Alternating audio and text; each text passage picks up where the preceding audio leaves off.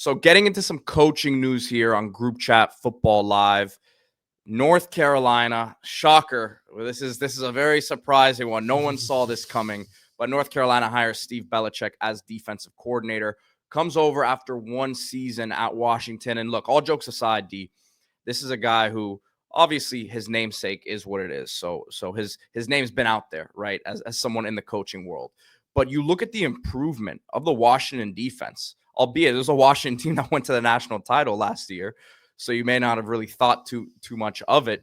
But this defense took a huge leap under Belichick, Steve, that is. And now he's coming over to coach with his dad at North Carolina. They've been aggressive in the portal as well with big NFL body types.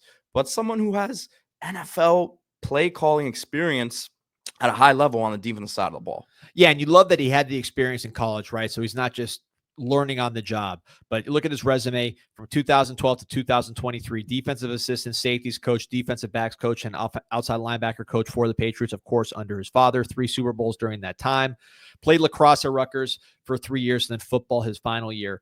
But to me, the key with Steve Belichick, who, of course, widely reported might be the head coach in waiting, that's part of the arrangement with his dad. We'll see how that all works out. We've seen these scenarios in the past with the Bowdens, the Paternos, the Ricks. We'll see how it can get together. But I think the difference here with Steve is on his own with no ties to his dad, goes to Washington, a major program coming off a national championship berth, and has success. You look at the numbers. So scoring defense stayed pretty much the same at about 24 points per game, but the yards per play was a significant improvement, yards per play against, which to me is a very important defensive stat because it takes away pace of play and some other things. And it says from down to down, how effective are you at stopping the other team from gaining yards?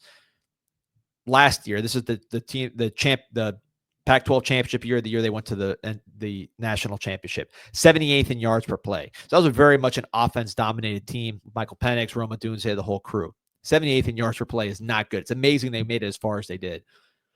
Belichick comes in 31st in yards per play this year, 5.0 yards per play. And this is with a whole new cast of characters. I mean, they lost a ton of players. This is a team a lot of people thought would finish under 500, not make a bowl. They end up making a bowl. And I think he had a big part of that. And I watched him against Rutgers. I went back when he made the move to UNC. I watched the defense specifically against Rutgers, trying to see what they do. And it's hard to get a feel for exactly what they do. Very multiple. Sometimes you saw 2 down linemen, everybody else standing up. Sometimes you saw 3 down linemen, but just a lot of stand-up rushers, a lot of blitzing, guys coming in from unpredictable angles, very aggressive. Defense played fast, played physical, which you want to see. The identity of the team overall was good. Talent was okay. I mean, it wasn't anything particularly great from a talent standpoint at the Power 4 level last year on Washington's defense, but very, very unusual in the amount of guys that were a threat to rush, to drop, the multiplicity of it. And I think if you're Steve Belichick going to UNC, you really got to recruit smart players. Of course, Bill Belichick's going to be calling all the shots, but you got to recruit smart players to run the scheme because you don't have the time that you have in the pros to really install week to week completely new game plans. These guys need to have the mental ability to absorb the different things you're asking them to do. You look at UNC the past few years, 3 coordinators in 6 years under Mac Brown, 70 points to James Madison, 89th in scoring defense last year, 74th in yards per play.